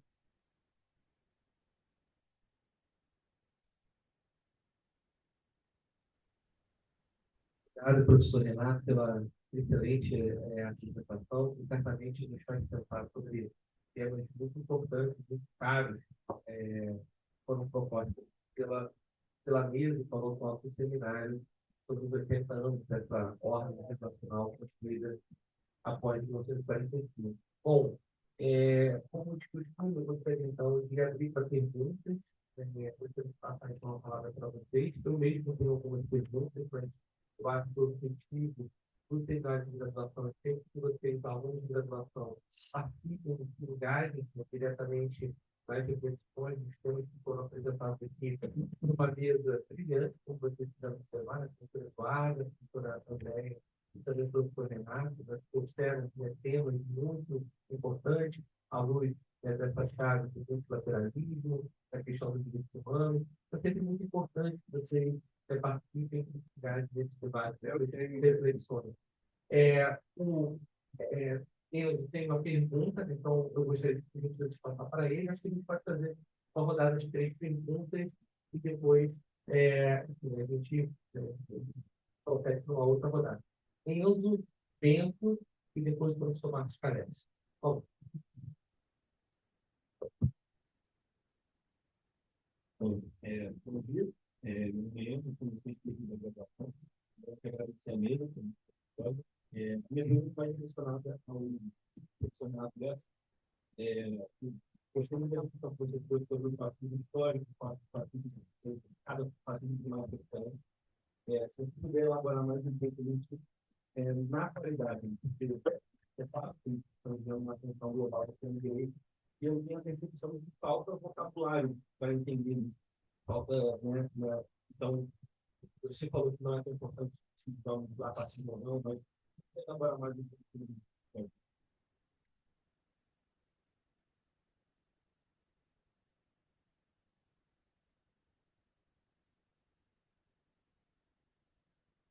boa tarde. Primeiramente, eu queria agradecer. Primeiramente, gostaria de agradecer a mesa pela apresentação, muito. Mas a minha pergunta vai direcionada à professora Eduarda, sobre, eu não necessariamente sobre esse tema aqui, sobre a equipe judiciária no Conselho de Segurança. A ideia de que a gente tem que integrar, não alienar grandes potências do mundo, possuem grandes arsenais militares, mas ao mesmo tempo tendo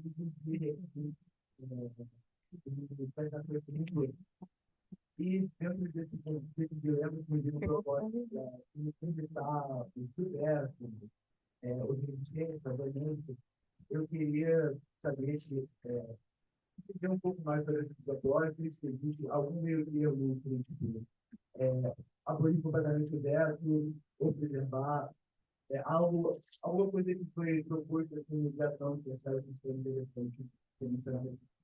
Obrigado.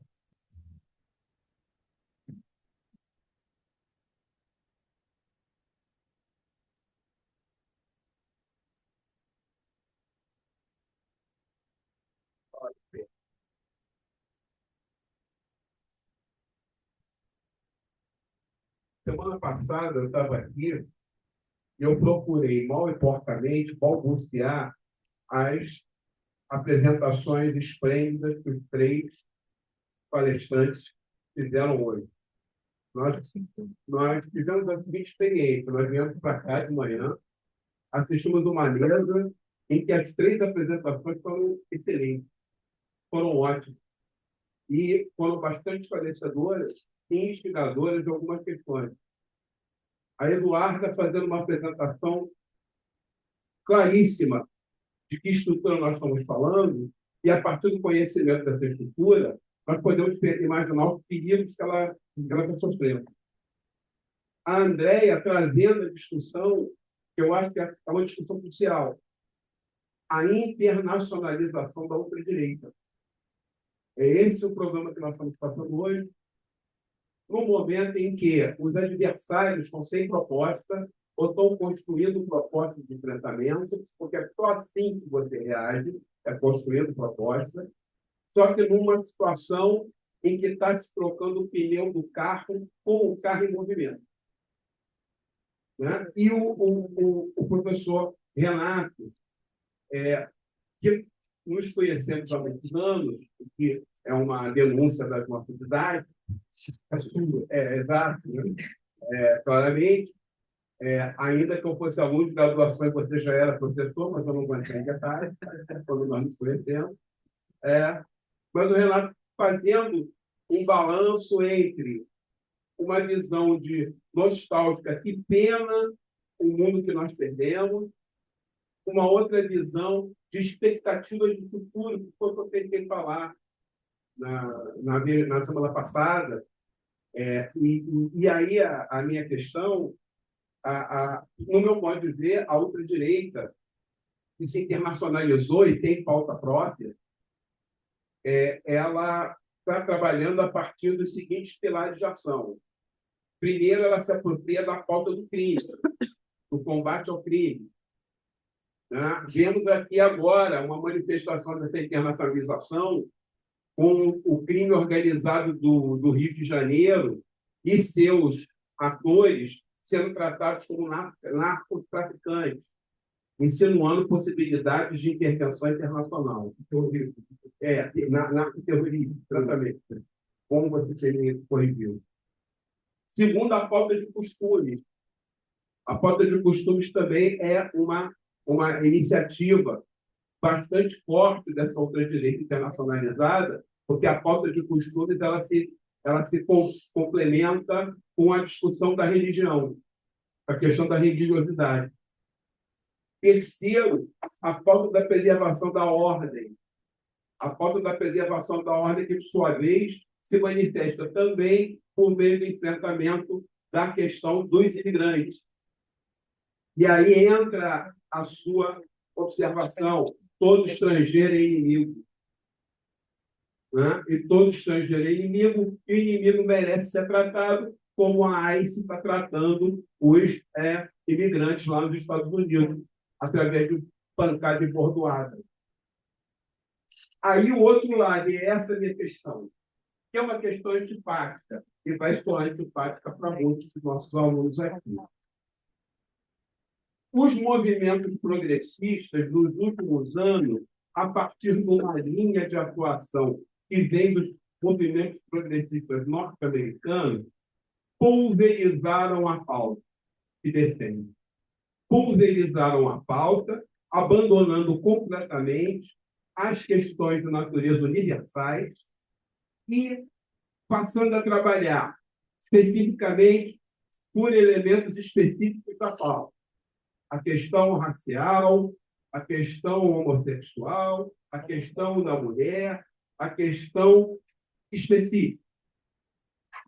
Esse abandono de projetos e estratégias de cunho universal não deixa os movimentos progressistas mais vulneráveis para uma ultradireita que tenha uma pauta unificada, que, para mim, claramente é a pauta da barbárie. Porque, evidentemente, eu não sou um adepto das ações da ultradireita. Então, é essa questão que eu queria apresentar, e sei que ela antipática, horrível, etc. Então, mas eu acho que eu precisava apresentar. Obrigado.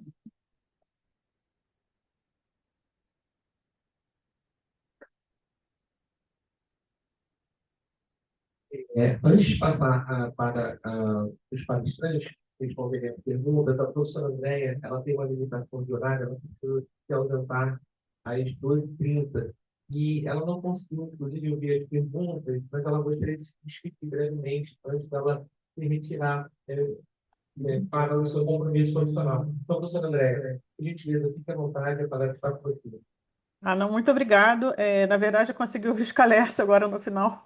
Então, queria, bom, primeiro, né, agradecer as falas, né, dos colegas de mesa e espero encontrá-los em breve novamente, mas fazer só um comentário, talvez, que eu consegui ouvir a pergunta agora do Scalers, uma questão, e retomando a questão também, né, do professor Renato Lessa, do universalismo, né, que eu acho que essa questão do universal e particular, né, é presente, né, nessas discussões todas, e uma forma que, né, nós temos discutido isso no âmbito dessa discussão do livro, e, enfim, né, várias pesquisas em andamento. É claro que mesmo essa agenda hoje, né, dessa internacionalização, né, como falou o Márcio, da ultradireita, ou, enfim, ou dessas agendas que vêm se colocando, é sempre importante pensar, né, no que há de convergência, o que há de pontos comuns e o que há de particularidades. Então, quando a gente tem estudado os movimentos específicos, né, da extrema-direita, há uma diferenciação, sim, né, na América Latina, algum perfil específico, então, um resgate, por exemplo, da questão inclusive monárquica, né, em alguns movimentos, que aí se assemelha um pouco à Península Ibérica também, né, Portugal e Espanha também houve uma certa reaproximação com essa questão, ou a questão militar, ela é mais presente, né, certamente na América Latina e Ibérica do que em outras regiões. Então, acho que é só fazer uma ponte que esse outro, né, esse outro na América Latina muitas vezes inclui também, né, Márcio, eu concordo, eu acho que a questão identitária, ela precisa abrir, né, para enxergar como a questão identitária está inserida num escopo amplo de reconhecimentos e onde o universalismo é importante, mas é claro, né, na América Latina e Caribe, o outro, muitas vezes, não era apenas o estrangeiro no sentido de nacionalidade, né, mas o outro, por exemplo, assim, a questão racial, a questão étnica. Então, a literatura mostra muito bem isso, mas em termos abstratos, há sempre um outro, essa é a questão, né? Tem um outro que é imaginário, muitas vezes, um outro que, inclusive, às vezes não existe no lugar onde esses movimentos, né, proliferam de uma forma intensa. Ele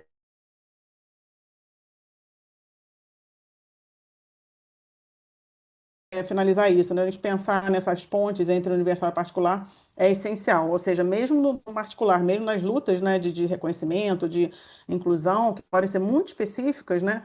Acho que esse é o desafio, como fazer, né, com que essas lutas elas também elas ultrapassem a própria particularidade, né? É um desafio, né? Porque muitas vezes o excluído está tão excluído que, né, como, né, fazer essa ponte, mas me parece que olhando na macro perspectiva do que está ocorrendo, a discussão que vem sendo feita aqui nessa mesa, né, do próprio multilateralismo, me parece que é essencial, né, esse esforço. Mas, enfim, queria agradecer a fala também dos meus colegas, me desculpar, eu vou ter que sair agora, espero encontrá-los em breve aí, e bom final, né, de evento para todos. Obrigada, Ricardo e Márcio, mais uma vez pelo convite.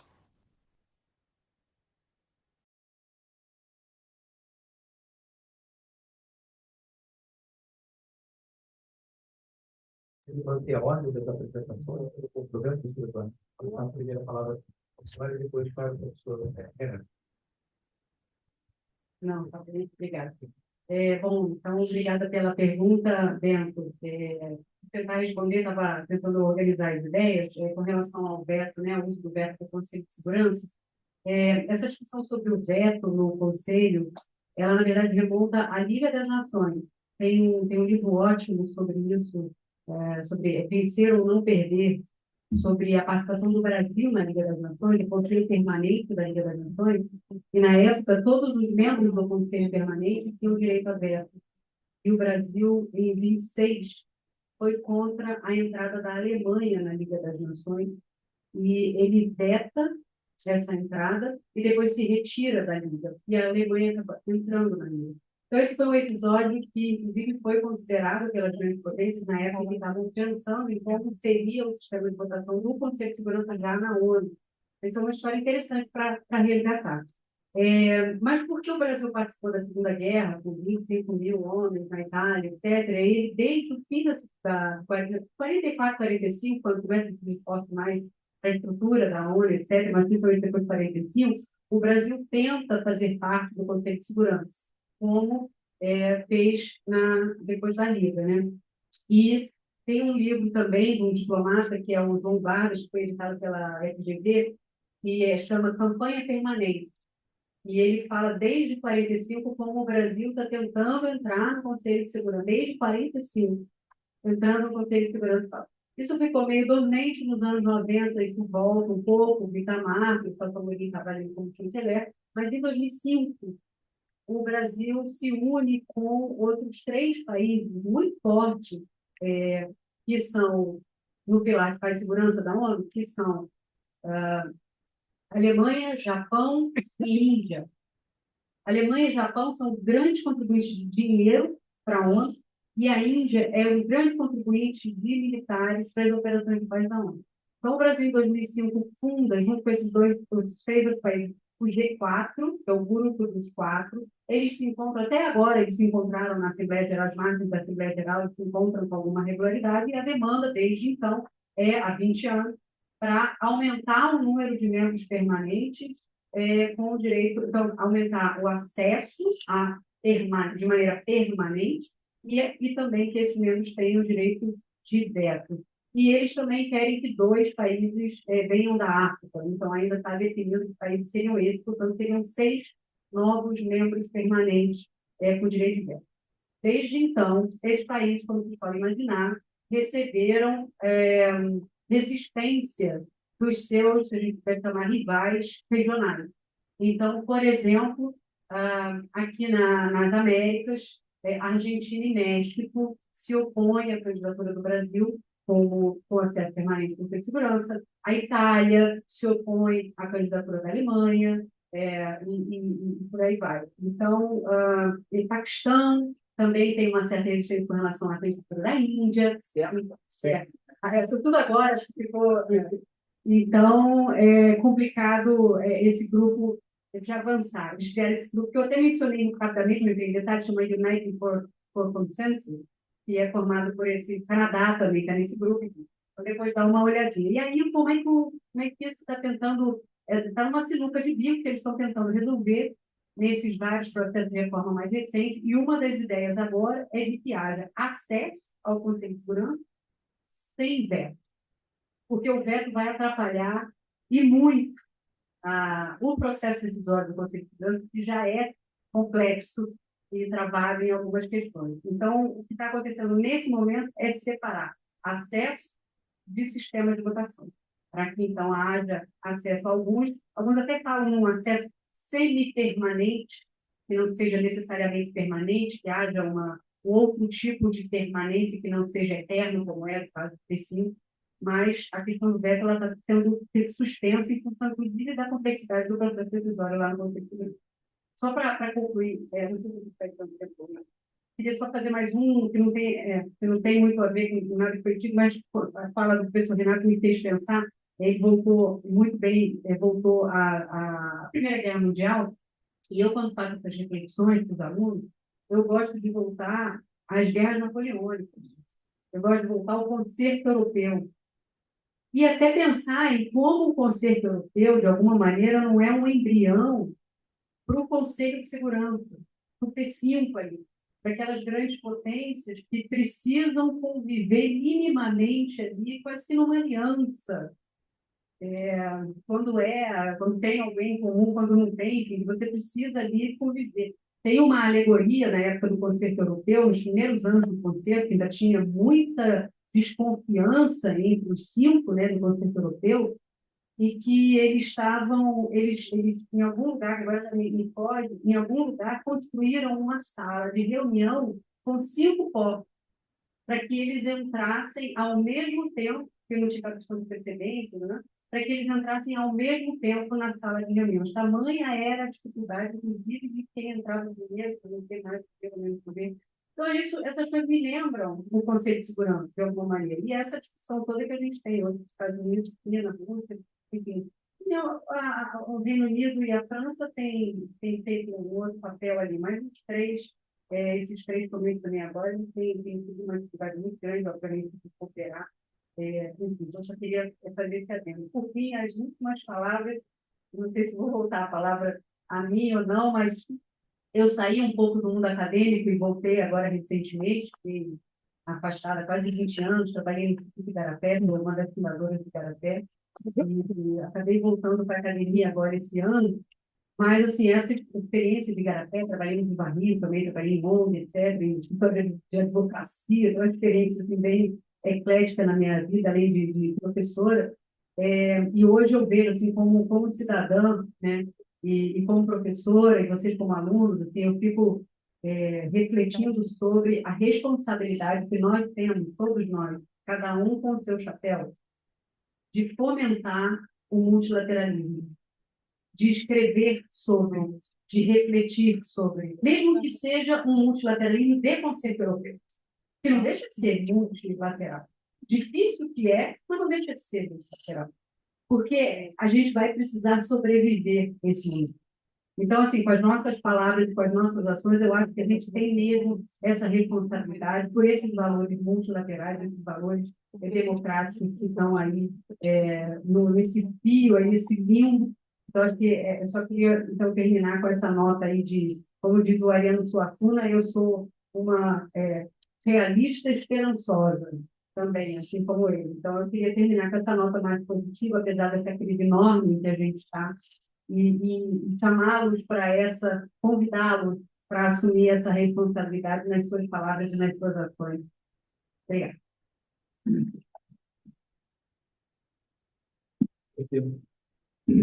Obrigado pelas questões interessantíssimas, que dão muito a pensar. Começo pela do ênfilo, né? Eu acho que é uma questão incontornável, né? E é a questão do nome. O nome que isso tem, né? E os humanos dão nome às coisas, né? Isso é velho como vento, tá? Então, mas nós não devemos achar que o ato humano de dar nome às coisas significa que as coisas nascem com um nome. Certo? Os nomes são disponíveis, linguísticos, que nós usamos para, metaforicamente, chamar as coisas, né? Eu tenho uma posição muito anticonceptualista nesse sentido, trabalhando com as premissas, né? E diante dessas coisas inauditas, nós estamos diante de processos inauditos. Vamos pensar por aí. Certo? Processos inauditos.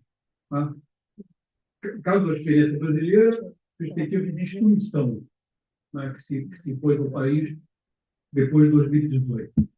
Numa violência, numa irracionalidade que nós não conhecíamos. Não que a gente tivesse um paraíso antes disso, mas era sabe, a gente sabia onde é que dobrou a esquerda, onde é que ficava o Jockey Clube, onde é que ficava o Paraíso Leblon. Tinha um mapa, né? Tinha buraco, problema, risco, mas tinha lá o mapa no qual a gente conseguia, né? De alguma maneira, era preciso nos movermos. Né? O inaudito é o desabamento das referências habituais. O inaudito é o desaparecimento de conceitos tácitos, de lição tácita, né?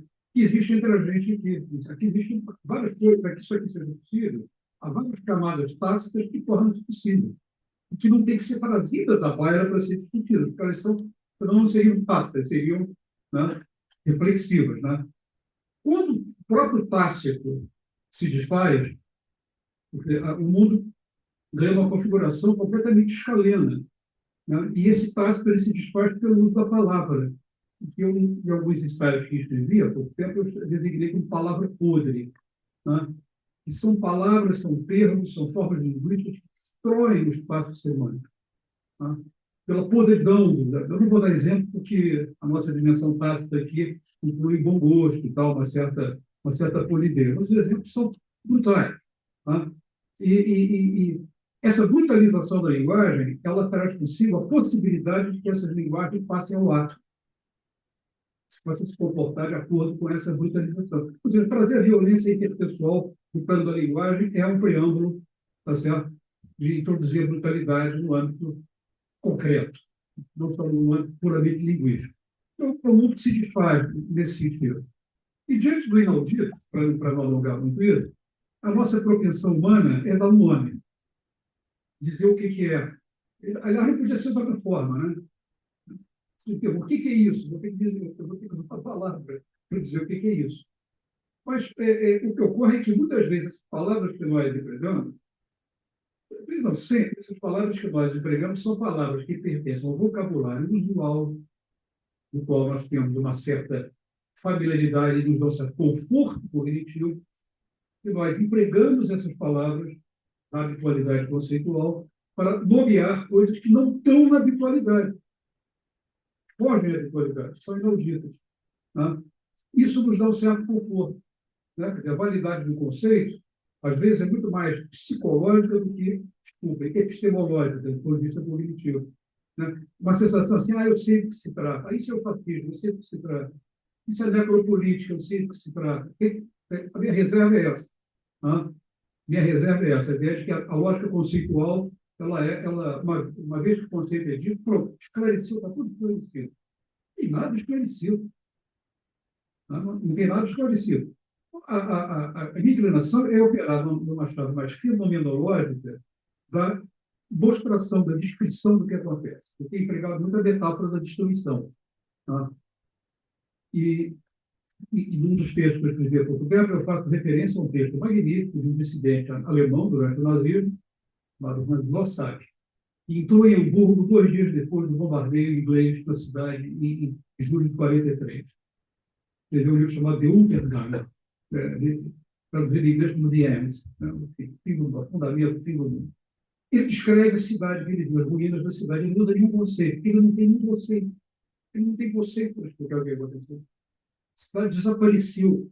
Depois de Hiroshima, estou usando o exemplo do Hamburgo, porque é esse texto, mas certamente há textos semelhantes sobre desabamentos do mundo. Estou dando um exemplo muito radical. Não houve um bombardeio no Brasil e outras sociedades, mas houve a emergência de elementos, agora, você mais provocador ainda que o Márcio, elementos revolucionários. Elementos revolucionários que alteraram, né, percepções que nós tínhamos como muito puras. Né? Então, os conceitos acabam tendo uma validade inercial. Né? Então, precisamos dele, mas devemos tratá-los com uma certa ironia, né? E julgá-los que eles são como sinais de trânsito, vira esquerda, contramão, certo? Para nos organizar um pouco no mundo. E não supor que tudo que o fundamental é descobrir qual é o verdadeiro nome, qual é o nome tipo. Não sei se o ponto fica claro. Quer dizer, no fundo, essa é a reserva. E dizer que não é fascismo, dizer que não é genocídio, dizer que não é necropolítica, não significa atenuar coisas.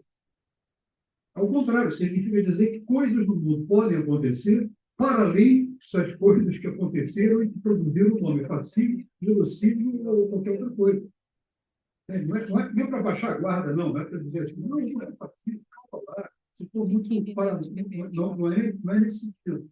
Não.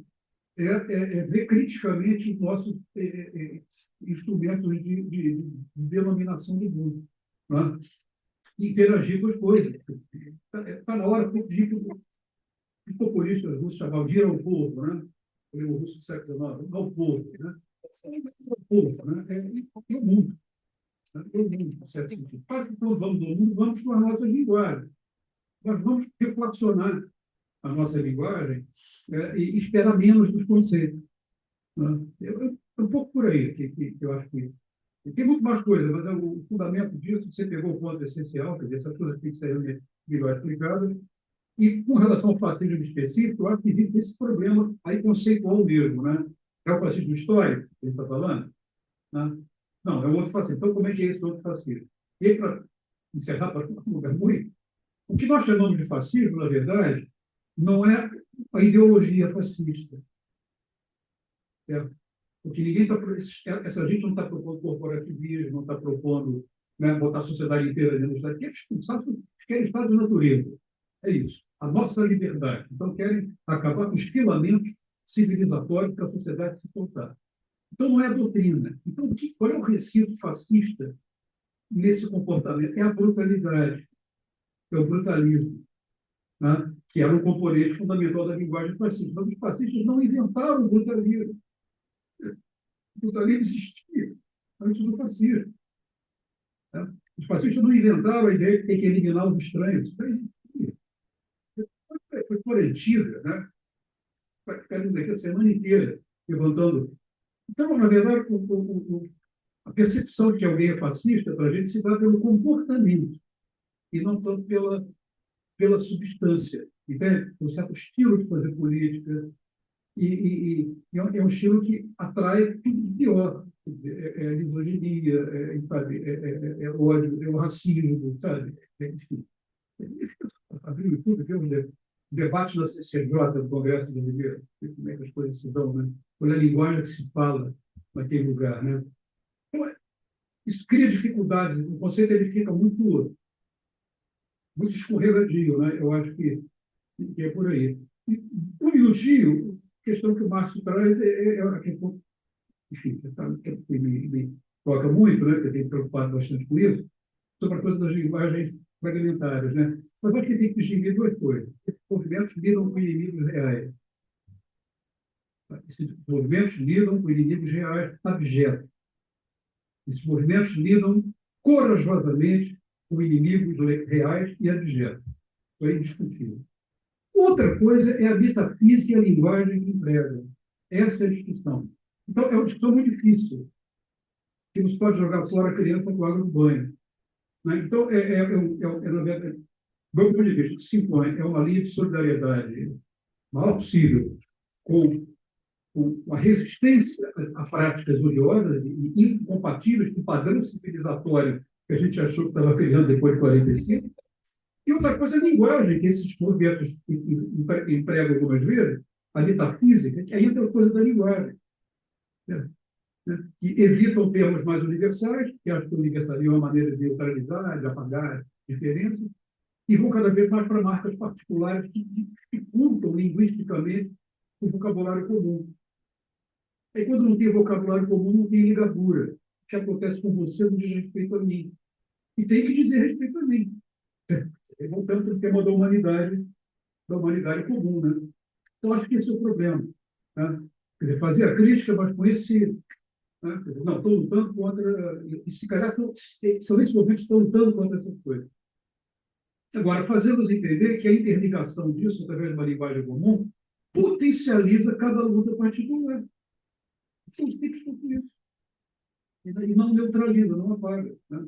Sim, mas é difícil, muito difícil dizer isso. Então, é muito bom, confortável poder dizer isso no tema de tranquilidade. Isso sempre é possível. Enfim, desculpe, alonguei muito, mas acho que as questões são importantíssimas e bem lembrada a questão do concerto, né? Quer dizer, essa coisa de história, né?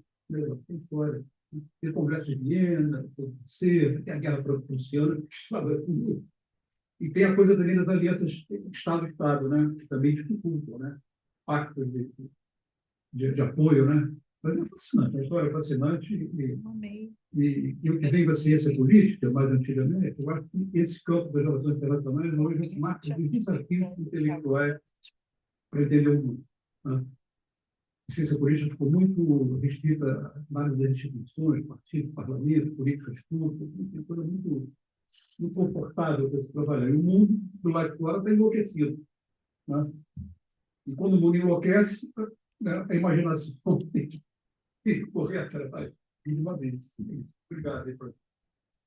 Eu fiquei aí, tá, né? Passado o horário, infelizmente não temos mais tempo para perguntas.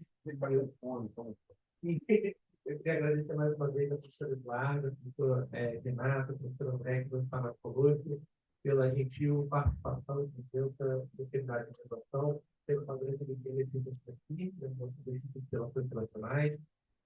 Sintam novamente à vontade para estar presente conosco, quando for possível. Então, mais uma vez, nós reiteramos o nosso agradecimento pela oportunidade de transmitir esse conhecimento de forma tão brilhante, de forma tão direta, clara e objetiva para os nossos estudantes. Queria agradecer também a todos vocês que aqui, né, mais uma vez, a eventos, principalmente dos jogos internacionais, a equipe de comunicação, pelo trabalho incansável, por tornar possível, né, esse seminário, por trabalhar todos esses aspectos logísticos e operacionais desse evento, não apenas um evento em que quatro mãos estão diretamente envolvidos, mas tem muita gente trabalhando para fazer com que esse evento ele seja possível. Então, muito obrigado ao setor de eventos e comunicação pela sempre gentil e dedicada atenção aos nossos eventos. Bom, nós voltamos então amanhã, à sexta-feira, teremos uma mesa igualmente excelente.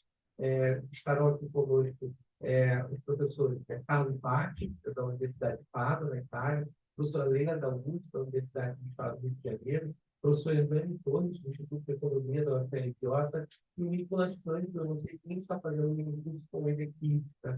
Ele vai falar um pouquinho sobre os mecanismos de reforma da estrutura de financiamento global. Então, hoje falamos sobre a questão do multilateralismo, dos direitos humanos. Amanhã vamos falar de outros temas, de outros aspectos importantíssimos, né, de outros pilares importantíssimos dessa ordem pós-1945, que é a questão do regime de não proliferação e também do sistema monetário e financeiro. Tá? Então, por favor, não deixem também de participar, de estar aqui conosco, participando desse tão importante evento, planejado com muito carinho, com muita atenção, há muito tempo para vocês. Então, mais uma vez, muito obrigado a todos e nós nos vemos amanhã.